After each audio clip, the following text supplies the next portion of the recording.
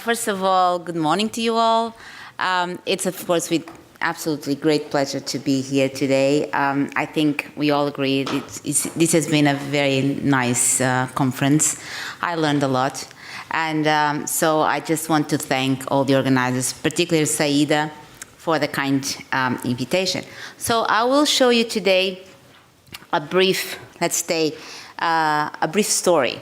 I will tell you about Portugal, what we have been doing for the last 10 years regarding childhood obesity, and what we did in terms of counteracting childhood obesity. Okay, so. Okay, so I actually believe that one of the most important moments for Portugal was this conference. We attended this in 2006. This was the European Ministerial Conference organized by WHO. And among several things that was, said in this conference, like addressing childhood obesity should be on top priority of the political agenda. It should be, of course, intersectorial. And we also highlighted the need of mapping the situation. What I took home, at least for me, was the obesity epidemic was reversible. So this was one of the key message that we actually brought home. So we just didn't only see obesity like something that was going on, but we could actually reverse it. So this was a very important moment for us, of course. And in fact, for WHO European region, we didn't have so much data back then. We knew that several surveillance mechanisms were going on in the US, South America, but actually in Europe, there was not a surveillance initiative that could provide data on a regular basis. So we only had 13 of the 53 member states of WHO with validated data that we could actually compare. Comparability was really difficult. Different sample sizes, different methodological approaches, and different ways of doing it, so we couldn't actually compare. And for us, it was absolutely crucial to map the situation in Europe. And we were so happy to host one of the first WHO COSI meetings. This is Vimeiro, Portugal. I'm sure most of you have already visited Portugal. So this is one of, it's actually near to Lisbon, Vimeiro, and we were so happy to host one of the first COSI meetings. So what we did, we put in a room several experts from around the world, from Brazil. Actually, I was coming from Brazil, so I had some experience on that. We put some experienced experts in a room, and we came out with a proposal of a study of a mechanism to do surveillance on a regular basis in Europe. One of the most important things that I will tell you about this study is the methodological common protocol. All of the countries, and in this case we started with 13 countries, all of the countries actually had to follow the same protocol. But of course the aim of COSI, as you can see here, was not only to provide this validated data, but also to feed policymakers to do some adjust programs. So this is the key, I think one of the key issues of this COSI study is that they can provide validated data. Without descriptive data, governments cannot actually do some adjustments to their programs. So we need to know what's going on to actually know what we can do. And you can see here also the expansion of the network. We started with 13 countries. The last round, we already had 4 rounds of the COSI study. And on the 4th round, we already had 35 for actually the 40 countries that are already registered in the COSI WHO Europe. The other thing is, this is I would say the biggest study that WHO Europe has in children. We measured 300,000 children every 3 years. Here is the map of the WHO European region. As you can see, it's basically almost covered. One or two or three countries that are not, participating yet. It doesn't mean that we are not, having dialogues with these countries to actually enter the network, because that's what we want. We want the coverage of all of the WHO Europe.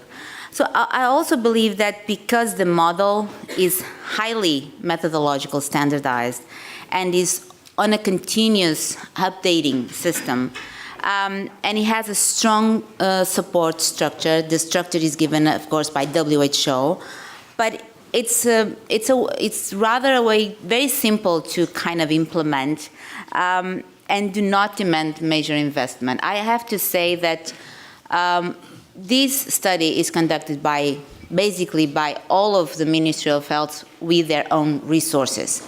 Okay, so WHO actually does not provide, maybe one or two or three of countries that has required some help, but basically most of the countries do it by themselves.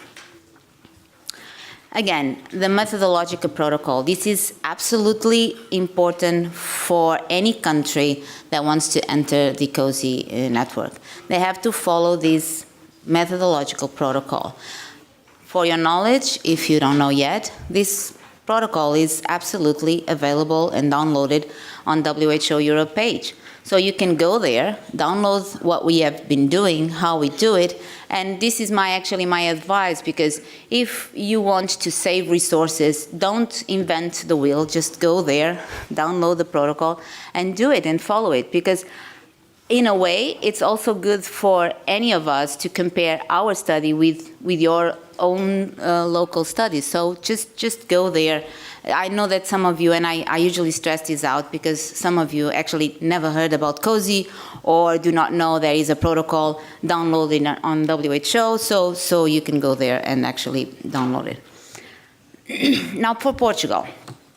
Our system has been implemented since 2008, and actually a lot of countries that we help to enter the COSI network, they actually follow our system. Doesn't mean that everybody has to do it, but we just give them our experience and they follow.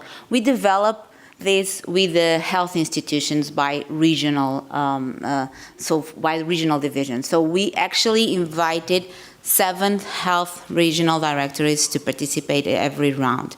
And this is very important for them, because what we want to do is, again, this is a motto that I actually follow. We actually think on a national way, but we do act locally. So what's important about this study in Portugal is that you provide local data, that on the municipalities they can look at this data and act accordingly. You provide regional data. They can look at this data and act accordingly. And this is actually one of the things that contributed most to the downward trend that I'm going to show you. So here it is. So you can see here that we actually met the challenge of the European Charter on Counteracting Obesity. We did see progress in the next 4 to 5 years when this was implemented, and we actually contributed to the reversion of the growth of the prevalence. So you can see here that in 8 years, so this was between 2008 and 16, we actually saw a downward trend. We decreased 7.2% on overweight in children, okay? And nearly 4% in obesity. This, again, between boys and girls, we had actually saw a bigger downward trend in boys rather than in girls. But as you can see now, they actually have almost the same prevalence in 2016. And according to regions, and this has been absolutely important for Portugal, is to, again, show the regional downward trend as well. They all decrease. I mean, you can clearly see in this graphic representation, all of the regions actually decrease their prevalence of overweight. But I have to stress out that the islands of Azores and Madeira was always the region with highest prevalence of childhood overweight, and they actually show the largest downward trend during the years. I must say that the Azores government, immediately when they saw this absurd, I mean, they have only half of their children's samples, children's population with overweight, they immediately started let's say a program in every island of Azores, putting one nutritionist to do some counseling about childhood overweight and obesity. Okay. So among Europe, you can see that we started as a second country back on 2008. We were the second country with the highest prevalence of overweight and obesity, following Italy. Then in 2010, we were on the top 5. You can clearly see the north and south gradient here. With the northern countries presenting the lowest prevalence and the southern countries, the ones in the Mediterranean Bay, presenting the highest prevalence of overweight. So this was in 2010. In the third round, we still are on the top 5, again with the highest prevalence. And here, we had moved to the middle of the chart. So we are actually going downwards. We also see that the southern European countries also show downward trends, so it's not only Portugal. Italy it's also showing maybe slightly not so big, I would say, but they are actually showing a downward trend as well. And regarding fruit and vegetables, of course, I had to bring some for this conference. What I gather is that we haven't been so bad, I would say. But again, the definition of bad, it's also tricky, because we, from some studies that I recollect on a quick recollection of studies, this is Approach Children, so this was in 2005, a long time ago. Portugal was one of the countries with the highest consumption of fruit and vegetables, nearly 60%. Then the same group also did the project Pro Greens. Again, we had some high consumption of fruit and vegetables, around 60%. Not so good for vegetables here, higher for fruits. Our COSI data show that it has been, almost consistently through all of the 4 rounds. Overall, 60% of Portuguese children eat fruit every day. And regarding vegetables, again, also 60%. But I must have to point out that some fruit juice consumption also competing with the fruit intake here, okay? And we also went and tried to have a quick look, this is just a quick look into the consumption of fruit and vegetables in relation to mothers and mothers' education and occupation. So we gather that this is one of the major socioeconomic indicators we know of. And we can clearly see the highest consumption is associated with the highest level of socioeconomic. So suggesting that we should spend and have some special attention regarding the most deprived ones. And what does this mean? Does it mean that, families are opting for energy density foods, which actually are cheaper in Portugal than fruit and vegetables? Lack of information, awareness, well, something to think about. And comparing with other countries, this is the COSI Europe, you also can see that Portugal presents a favorable intake of fruit and vegetables. But, okay, so despite these very encouraging, results, we have some variables and indicators that are not so good. So, for instance, sedentary behaviors. I'm just showing you these 2 slides. It's very quick, but we have plenty to show, but I will not do this today. And you can see here, screen time. I mean, we are among of the countries that have the highest screen time, at least 2 hours per day.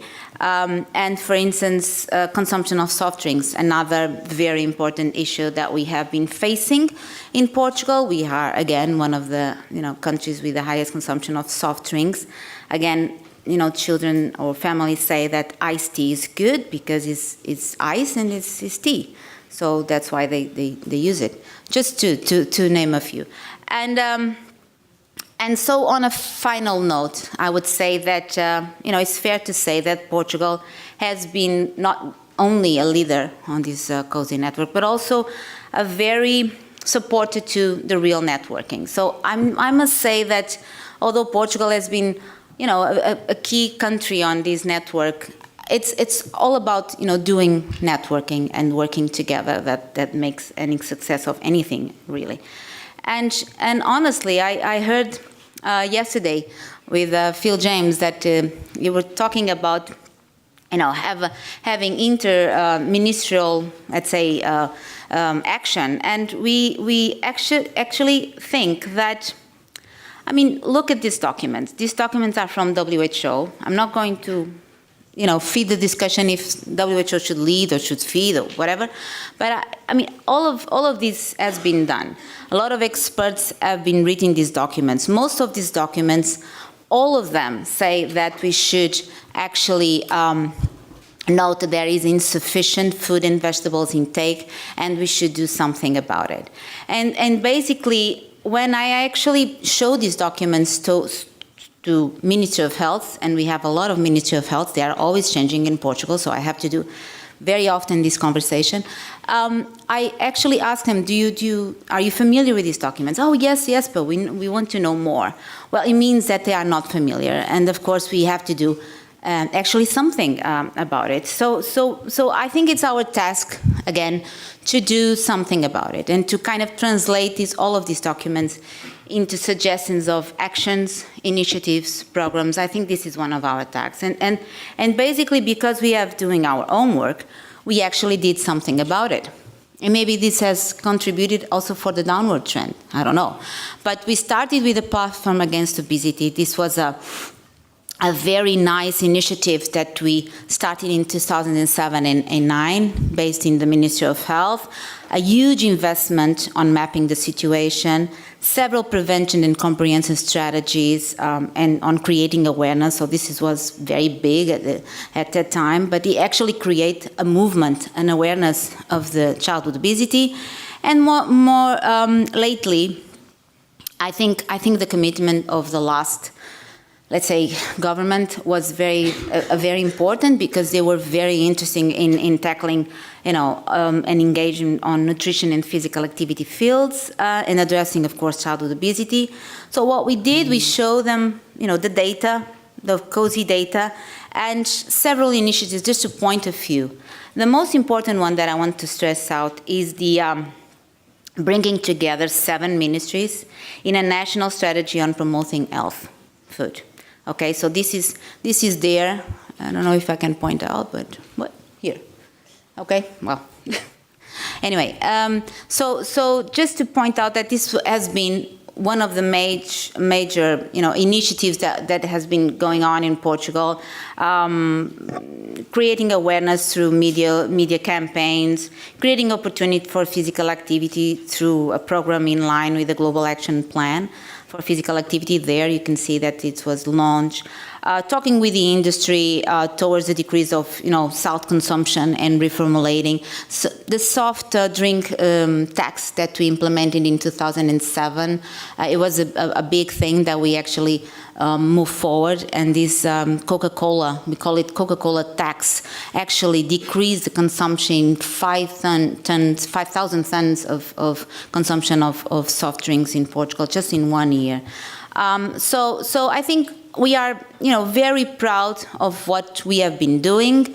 A lot has to be done, of course, but I think we also should share the results, right? The governments like to have visibility on their actions, so we kind of propose them. Well, make some news, share it with WHO and other websites.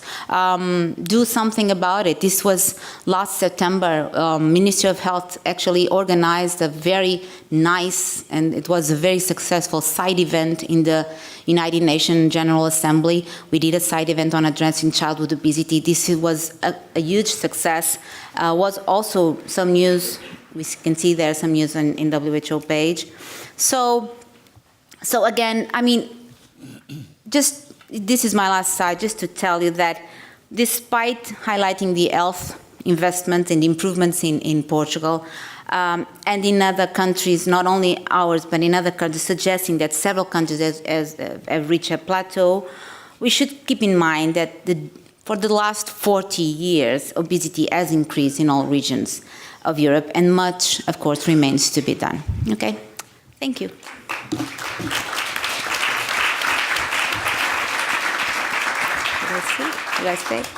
Thank you, Anna. We have time for 2 brief questions.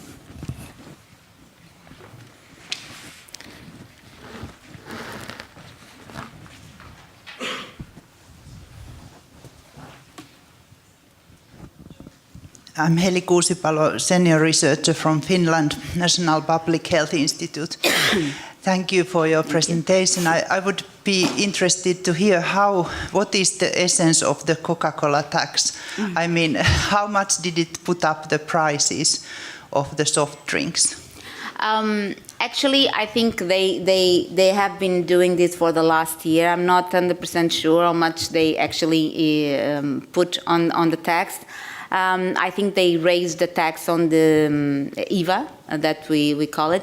But he actually, I think one of the most important things of the Coca-Cola tax was the announcement and what we did on sharing this to everybody.